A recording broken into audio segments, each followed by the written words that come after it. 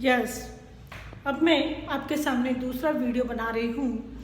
इसके अंतर्गत मैं आपको प्राकृतिक संपदा में मृदा भी एक प्राकृतिक संपदा है, इसके बारे में बताना चाहूँगी। तो नेक्स्ट टॉपिक अपना आता है मृदा।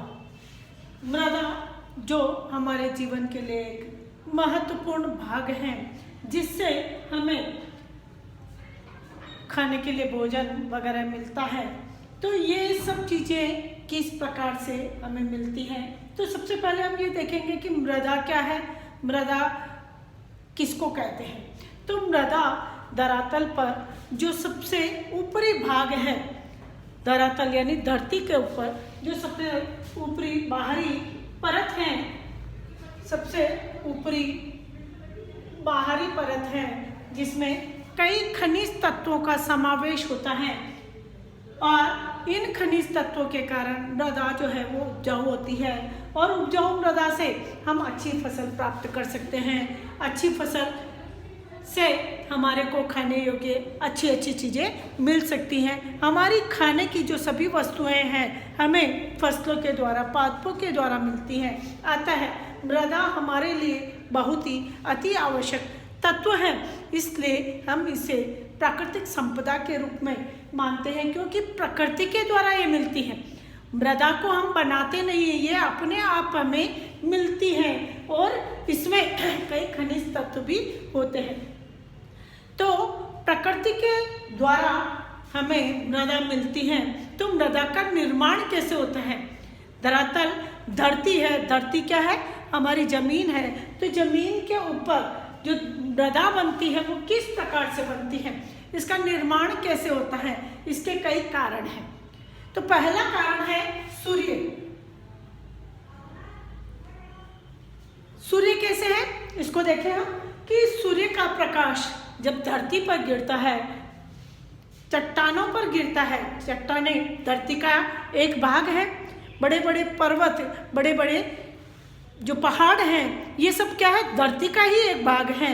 इन पहाड़ों पर जब सूर्य का प्रकाश गिरता है, या पत्थरों पर या चट्टानों पर जब सूर्य का प्रकाश गिरता है, तो ये चट्टानें क्या होती है? गर्म हो जाती हैं। गर्म होकर के पत्थर क्या है? फैलता है, थोड़ा एक्सपांड होता है, फैलता है। और फिर सूर्य का प्रकाश किस समय है? दिन के समय। लेकिन रात्रि के समय वापस सूर्य का प्रकाश उन पत्थरों को नहीं मिलता है, तो वे पत्थर क्या होते हैं? ठंडे हो जाते हैं और संकुचित होने लगते हैं। तो यह क्रिया प्रतिदिन होती है, और प्रतिदिन ये क्रिया होती है तो पत्थर के प्रत्येक भाग में, जरूरी नहीं कि सब भाग में समान रूप से सूर्य के प्रकाश गिर रहा है, कहीं पर अधिक है, कहीं पर कम है। जहाँ पर अधिक सूर्य का प्रकाश गिर रहा है तो वहाँ क्या होता है?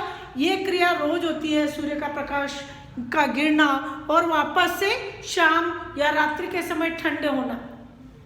तो इस बीच में, पत्थरों के बीच में प्रसार और संकुचन होता है, और इस क्रिया के दौरान पत्थरों के बीच में दरारें आने लगती हैं, और दरारों से पत्थर जो है या चट्टान जो है वो टूटने लगते हैं। टूटने से उनमें छोटे छोटे टुकड़ों के रूप में पत्थर जो है वह छोटे छोटे टुकड़ों के रूप में विभक्त होता जाता है, तथा साथ ही बारीक बारीक मिट्टी भी उनसे बनती है, जो बह करके धरती पर आ जाती है, या हमारे बह करके जो उपजाऊ स्थान है वहाँ आ जाती है। तो इस प्रकार से मृदा का निर्माण होता है। तो सूर्य के प्रभाव से कैसे होता है?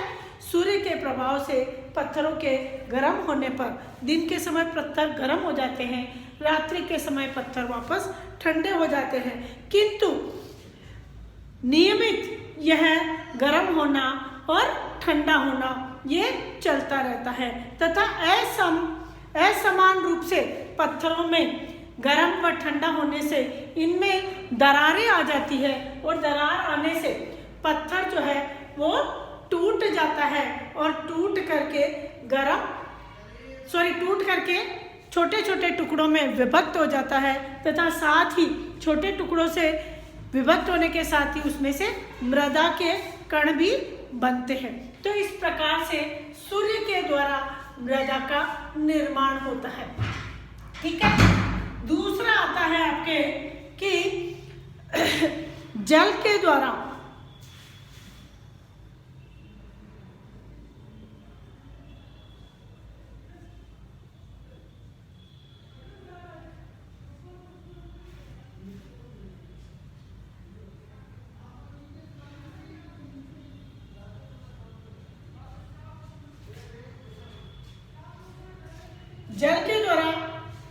मृदा का निर्माण। अब इसमें दो तरह से होता है कि कुछ जो पत्थर, बड़े बड़े पत्थर है, वो सूर्य के प्रकाश से टूट करके दो भाग हो जाते हैं या टुकड़े टुकड़े हो जाते हैं, बह करके नदियों के आसपास आ जाते हैं। जब वर्षा होती है तो ये बहते बहते नदियों में आ जाते हैं और नदी में आकर के ये गुड़कते रहते हैं और गुड़कते गुड़कते छोटे छोटे मिट्टी के कणों में विभक्त होते जाते हैं।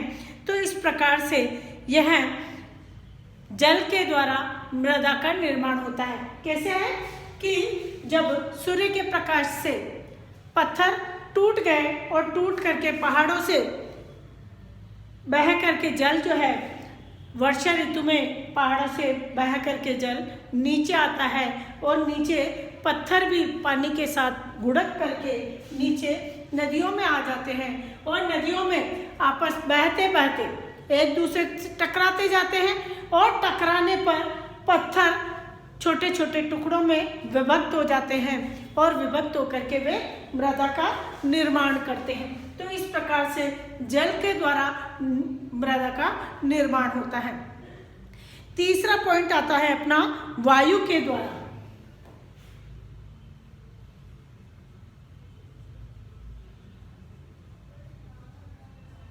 वायु के द्वारा मृदा का निर्माण।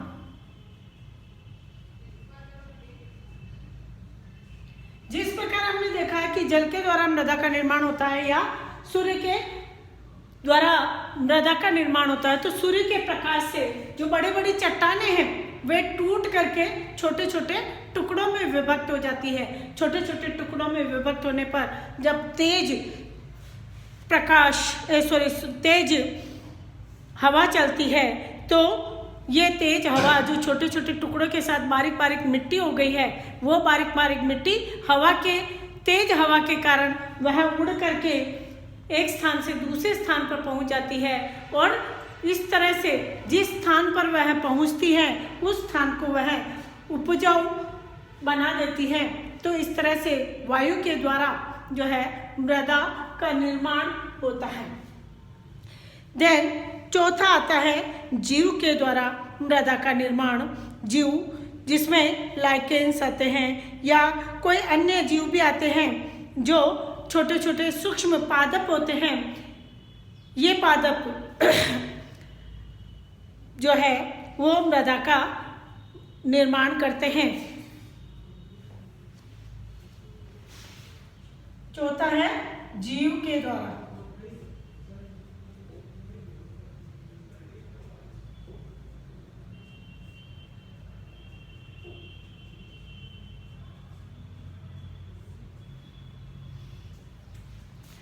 जीव के द्वारा मृदा का निर्माण जो है, जैसे लाइकेन है, पत्थरों की सतह पर उगते हैं और वे इस क्रम में पदार्थों को तोड़ते जाते हैं। ये क्या है, लाइकेन क्या होते हैं, पत्थरों के ऊपर उग जाते हैं।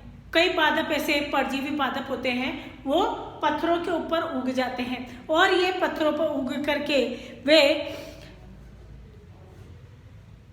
पत्थरों को धीरे धीरे क्या है जो उगते जाते हैं और पत्थर जो है उनकी वजह से वो मजबूत हो जाते हैं, लाइकेन मजबूत हो जाते हैं तो पत्थरों को नीचे गिरा देते हैं और पत्थरों के टूटने से जो है चूर्ण बनता है और ये चूर्ण जो है मृदा होती है और मृदा, इसकी जो मृदा है वो उपजाऊ मृदा होती है।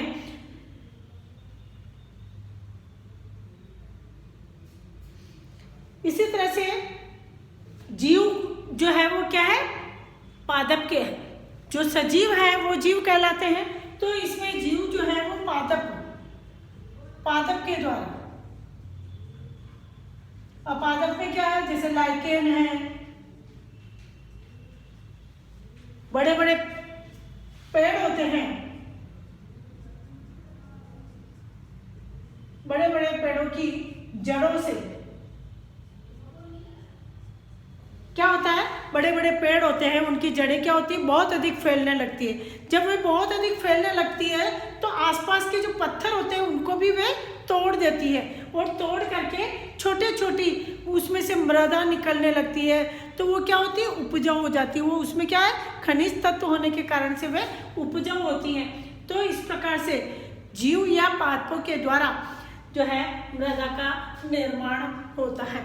तो इस तरह से हम देखते हैं कि मृदा का निर्माण कैसे होता है, मृदा हमारे लिए क्यों आवश्यक है।